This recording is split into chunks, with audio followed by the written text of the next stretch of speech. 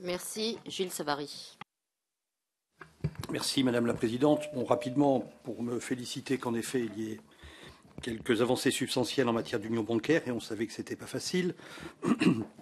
Pour saluer l'arrivée timide de la dimension sociale dans l'agenda, avec néanmoins un paragraphe intéressant sur la reprise du dialogue social sectoriel qui avait terriblement périclité, et je pense qu'une grande partie du monde syndical et ouvrier se sentait totalement à l'écart de la construction européenne, et je crois qu'il faut donc encourager la reprise du dialogue social sectoriel qui était très forte à l'époque de Jacques Delors et qui a progressivement périclité au fur et à mesure où le libéralisme de la Commission devenait sa seule doxa.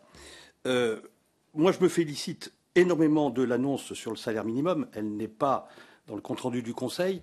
Nous avions fait un rapport ici d'information avec Chantal Guittet et Michel Piron dans lequel on préconisait un salaire minimum de référence, pensant que des salaires minima dans chaque pays seraient difficiles, universels, à mettre en place. Mais je crois que c'est la solution. Elle est une des réponses à l'effet passoire de la directive détachement, tout en n'étant pas dans la réforme de la directive détachement elle-même. Et donc je suis de ceux, et je le dis toujours, qui pensent qu'il faut aujourd'hui que la France en particulier mette d'autres solutions sur la table, parce qu'on sait très bien que la directive détachement a un horizon forcément limité, des ambitions forcément limitées, du fait d'ailleurs que nous sommes de très très grands détacheurs nous-mêmes, et que donc nous avons une capacité de négociation qui doit être très parcimonieuse dans cette affaire. Mais je crois que ça c'est très important. Au-delà du salaire minimum, je me permets de plaider ici pour que l'on mette en place, à minima, pour commencer, une agence de contrôle du travail mobile en Europe, au nom de la subsidiarité. D'habitude, la subsidiarité, c'est de garder des compétences nationales pour pas qu'elles s'en aillent. Là, c'est l'inverse. Sur les travailleurs mobiles, nos administrations nationales ne sont pas capables de faire face. Deux choses. Un, sur le renforcement de la politique économique et de la coordination des politiques économiques.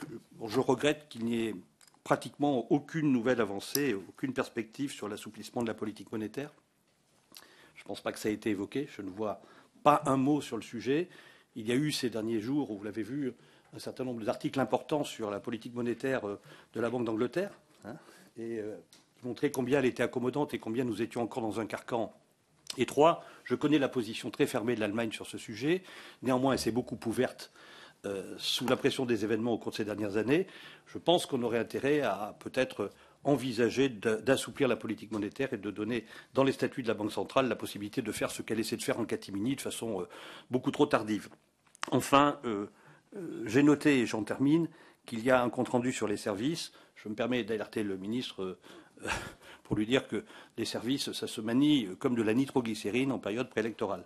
Je vois que la Commission européenne est en train de nous expliquer qu'il faudrait faire une évaluation de la directive service, qu'on appelle autrement Bolkestein, dont on se souvient des dégâts considérables qu'elle avait fait. Bon, je pense qu'il n'y a pas péril en la demeure, ni à se hâter excessivement sur la question des services, peut-être à contrario de ce que vient de dire notre collègue Carèche, mais c'est tellement environné de fantasmes et de mauvais souvenirs que, personnellement, je pense qu'il faut réfréner un peu les ambitions de la Commission. Ce n'est pas maintenant, à quelques mois des élections, qu'il faut que l'on refasse un check-up complet de la directive service.